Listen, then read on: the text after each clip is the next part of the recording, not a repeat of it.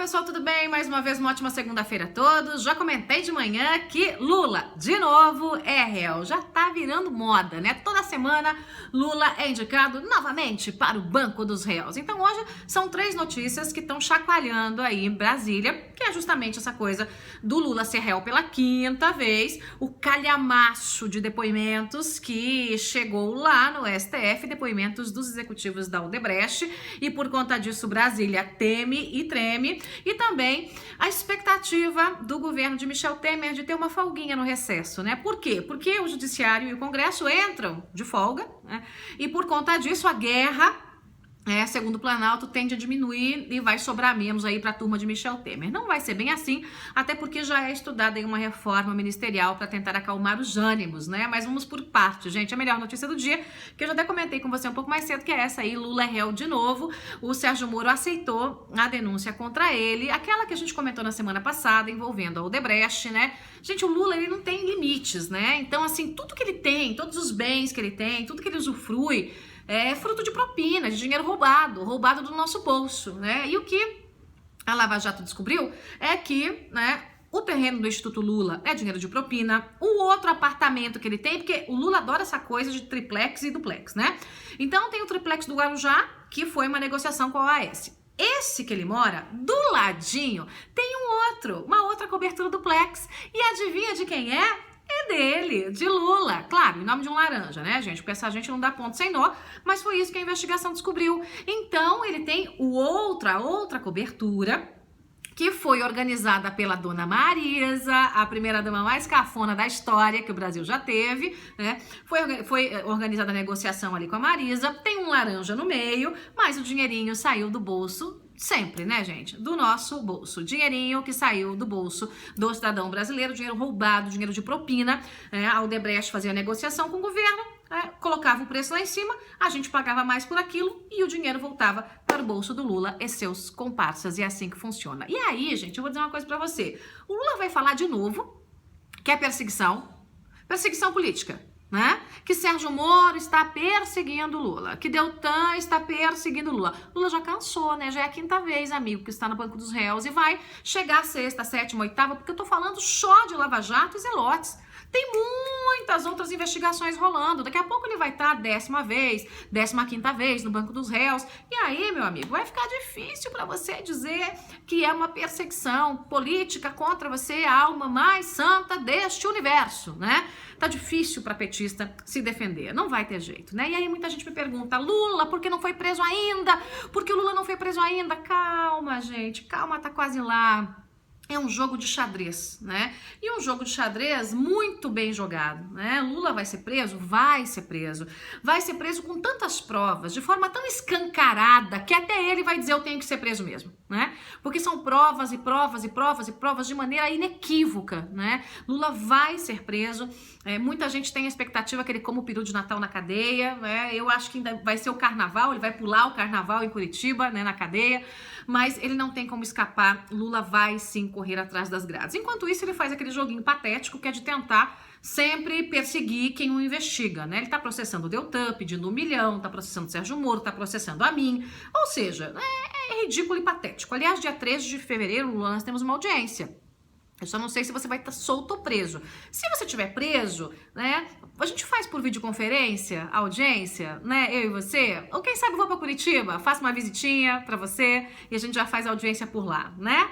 Enquanto isso, minha gente, né, enquanto Lula amarga a notícia de que mais uma vez está no banco dos réus, repito, a 5ª vez, Brasília teme e treme por conta da delação da Odebrecht, um calhamaço, mas põe calhamaço nisso, chegou no STF hoje de manhã, são 800 depoimentos, né, dos 70 e tantos executivos da Odebrecht, mas eles prestaram vários depoimentos em vários casos, então são mais de 800 depoimentos que estão lá guardadinhos numa sala cofre, muito bem trancados, com senha digital, tudo aquilo, porque é claro que a turma de Brasília queria muito que um incêndio, assim, de repente, buft, queimasse todos os documentos, que tudo sumisse, que os depoimentos desaparecessem, mas isso não vai acontecer, né? Então tá tudo lá já E qual vai ser o trâmite, né? Os 800 e tantos depoimentos estão lá, vão ser protocolados um a um, tum. Depois de protocolados, seguem para as mãos do Teori Zavascki, que é o juiz da Lava Jato no STF, para investigar os malandros que têm foro privilegiado.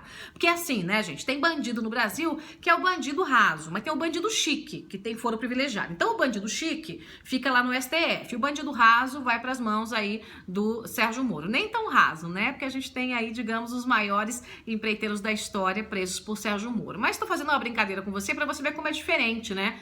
O foro privilegiado realmente, como o nome diz, é um privilégio para aqueles que têm colarinho branco e que têm mandato. Então, isso vai para as mãos do Teori e muita gente pode pensar, mas vai entrar de recesso, né? O povo vai ficar tranquilo aí. Eis aí um grande engano. O Teori Zavascki, eu tenho as minhas diferenças com o Teori, acho que ele faz muita lambança, mas nesse caso ele marcou um golaço. Ele montou uma força-tarefa para que a turminha dele continue trabalhando em janeiro.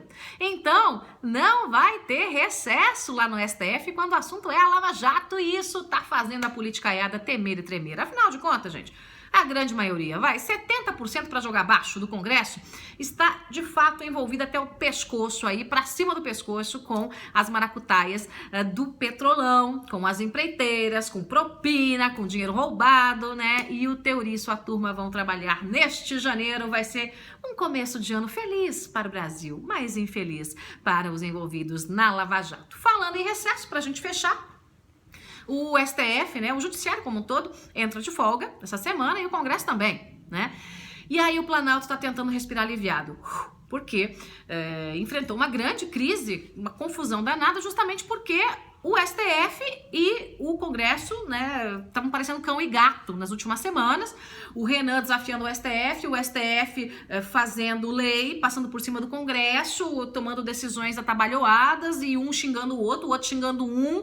Né? Se a gente visse aí ministro do Supremo com um senador abraçado, podia separar que era briga, né? Porque tava uma confusão danada. E isso acabou tendo um impacto direto nas questões políticas do Palácio do Planalto. Até porque no Palácio do Planalto também tem gente encrencada na Lava Jato. Né? Então tava um climão, né? Um clima ruim danado e a turma do Michel Temer acha que vai poder respirar um pouquinho aliviada agora com o recesso. Bom, eu creio que é um ledo engano, né? Porque nós temos aí ministros também do Michel Temer citados na Lava Jato, né? E uma das encrencas é o Eliseu Padilha, que é homem de confiança de Michel Temer, né? É homem de dentro de casa de Michel Temer, mas que está encrencado e há sim uma grande possibilidade do Eliseu Padilha rodar no governo. O Michel Temer tem uma dificuldade danada para demitir, né?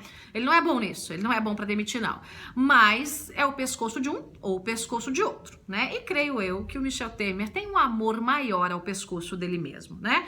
Tirando isso, minha gente, a confusão continua essa semana em Brasília, o final de ano vai ser animado demais, não vai ser um final de ano pra gente ficar na pasmaceira, não, né? E vem uma reforma ministerial por aí, até porque o Michel Temer prometeu mais espaço para o PSDB. Os tucanos estão com fome, ajudaram o governo, ajudaram o Michel Temer dentro do Congresso, inclusive atuando contra o povo, como no caso das 10 medidas aí contra a corrupção, e agora mordem mais espaço dentro do governo. É isso, pessoal, curta, espalhe, compartilhe e eu volto a qualquer momento aqui. Tchau!